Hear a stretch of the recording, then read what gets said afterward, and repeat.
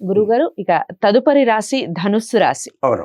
ధనుస్సు రాశి వారికి ఏ విధంగా ఉంది ఏప్రిల్ మాసం అంతా కూడాను చెప్పండి? ధనుస్సు రాశి అనగానే మనకు ముక్కు సూటితనం అనేటువంటిది ఒక మాట వెంటనే కనిపిస్తుంది. టక్కుమని జ్ఞాపకం వస్తుంది. ఉమ్, ఎందుకంటే ధనుసు రాశి వారు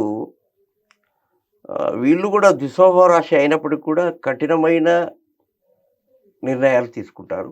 ఉమ్, ఆ నిర్ణయాలకు తగ్గట్టుగా నడుచుకుంటారు.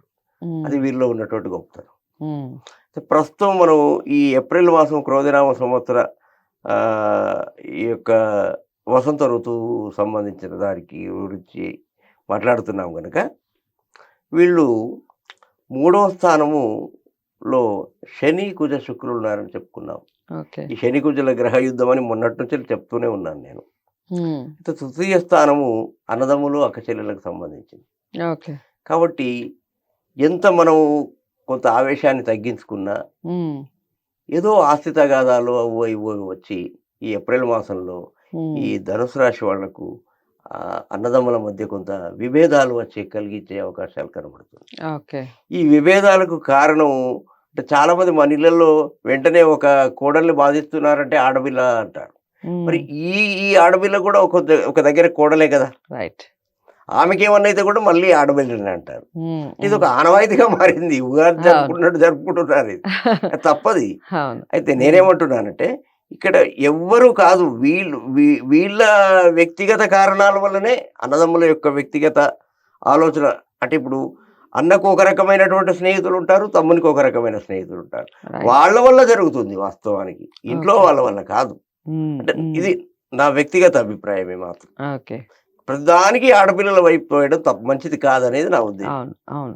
ఎందుకంటే ఇది తర్వాత ఎంత బంధాన్ని, ఇప్పుడు దారం ఉంది, అసలు దాన్ని తెంపి బంధాలని కలిపేదే ఆడవాళ్ళండి. ఆడవాళ్ళు ఉమ్, మరి అలాంటి కాదమ్మా. ఆడవాళ్ళని ఇప్పుడు దూషించడం ఒక తప్పు. ఒక త్రాడు, ఒక దారం ఉంది, ఉమ్, దాన్ని తెంపిన తర్వాత మళ్ళీ ముడివేయండి. ఎంత ముడివేసినా అక్కడికి వచ్చినాక ఆగుతుంది అది. రైట్. కబీర్ దాస్ అందుకే ఒక దోహే చెప్పాడు దాని మీద. ఉమ్, ఇక ఇప్పుడు ఎందుకని హిందీలో ఉంది అది. ఉమ్, అయితే మనం అక్కడికి వచ్చాకైతే ఆగుతుంది కదా, అంటే ఎప్పుడో మనసులో తడుతుంది. ఉమ్, మనకి ఎప్పుడైనా ఒక దెబ్బ తగిలితే మర్చిపోతానేమో కానీ ఒక ఉమ్, మాట పడితే మాత్రం మర్చిపోలేము. ఈ యొక్క ధనుసు రాశిని ప్రస్తుతం కాపాడేటువంటిది ఏదంటే కేతు అని చెప్పుకున్నాం. ఉమ్, ఉమ్, ఉం? తర్వాత ఈ 3వ స్థానం ముఖ్యంగా అన్నదమ్ములతో కొంచెం సఖ్యంగా సఖ్యంగా కనీసం ఉండాలి. ఉమ్, 17 ఏప్రిల్ వరకైనా ఉండండి. అంటే ఉమ్. తర్వాత ఉండకంటే నా ఉద్దేశం కాదు, అంటే అప్పటి వరకు చాలా జీవితాంతం కలిసి ఉండండి అన్నదమ్ములు అనేవారు. ఓకే. అంటే కొంతమందిని చూస్తే నేను ఒక చోట గమనించాను. ఒక ఇంటికి వాస్తు కోసం అని వెళ్ళాము. వాళ్ళు 45 సంవత్సరాలుగా వేరు లేరమ్మా. అంటే కలిసే ఉన్నారు. ఇల్లులు వేరే, ఉమ్, కానీ ఉమ్, వ్యాపారం మాత్రం ఒక చోటే. ఓకే. కొడుకులు పెద్దవాళ్ళు అయ్యారు, ఆయన కొడుకులు పెద్దవాళ్ళు అయ్యారు, కోడళ్ళు వచ్చారు, అందరు వచ్చారు. కానీ డబ్బు మాత్రం వాళ్ళు నలుగురు అన్నదమ్మలమ్మ. పెద్ద ఆయన దగ్గరికే వస్తుంది డబ్బు, అందరి సంపాదన.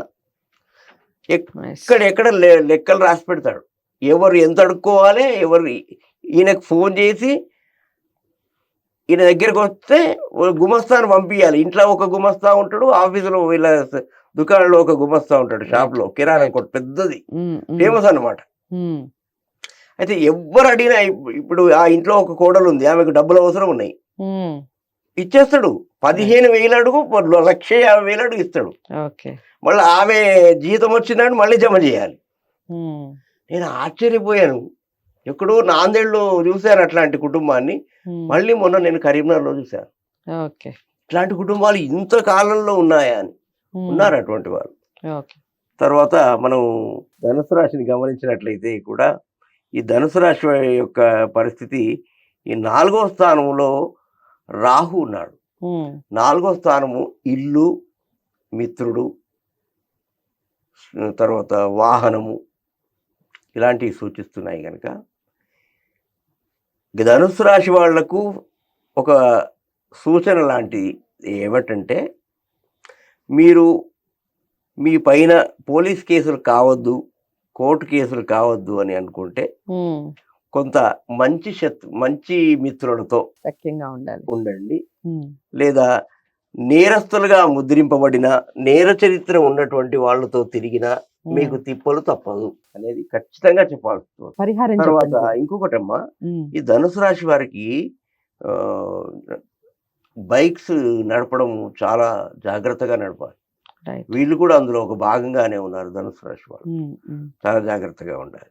ఇక ధనుసు రాశి వారికి పరిహారం అంటే అమ్మ, దత్తాత్రేయాయ నమః, స్మరణమాత్రేణ సంతుష్టాయ, దత్తపాహి దత్తపాహి దత్తపాహి దత్తపాహి, దత్తరక్ష దత్తరక్ష దత్తరక్ష దత్తరక్ష, అంతే, ఏమీ అవుతుంది. సో ధనుసు రాశి వారికి కూడా మిశ్రమ ఫలితాలు కొన్ని ఉన్నప్పటికీ మంచి ఫలితాలు కూడా ఉన్నాయి. కొన్ని విషయాల్లో జాగ్రత్తలు వహించాలి. ఏ ఏ విషయాలు ఎప్పుడు జాగ్రత్త వహించాలి, ఎందుకు, ఈ విషయాలన్నీ వీడియోలో చెప్పడం జరిగింది.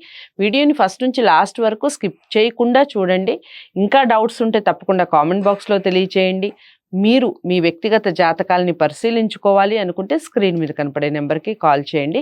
తదుపరి రాశితో మళ్ళీ కలుస్తాను. తప్పకుండా ఈ వీడియోని లైక్ చేసి అందరికీ షేర్ చేసే ప్రయత్నం చేయండి. ఛానల్ని సబ్స్క్రైబ్ చేసుకోవడం మర్చిపోవద్దు. నమస్తే.